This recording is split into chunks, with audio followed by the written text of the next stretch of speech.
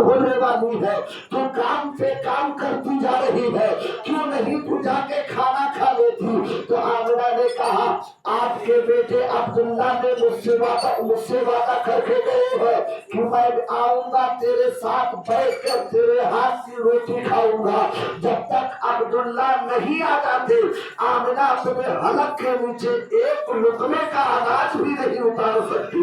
जब इतना कहा शाम 3 बजने वाला था, 3 बजे अपने ससुर हजरत अब्दुल मुत्तलिब से कहा बाबा जरा जाकर पता तो कीजिए आपके बेटे अब्दुल्ला कहाँ है, अब तक तो उनको आ जाना चाहिए था।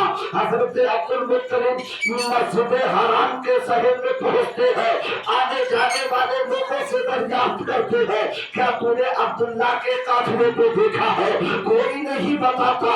मस्जिद हराम के दीवारों के साए में अब्दुल मुत्तलिब बैठ जाते हैं। जब शाम का वक्त होता है, असर के बाद का टाइम होता है, एक आने वाले अजनबी शख्स ने कहा ऐ अब्दुल मुत्तलिब क्या आपका नाम अब्दुल मुत्तलिब है, क्या आप सरदारे कुरैश है। कहा हाँ मेरा नाम अब्दुल मुत्तलिब है, क्या अल्लाह ने आप ही को 10 बेटों से नवाजा है।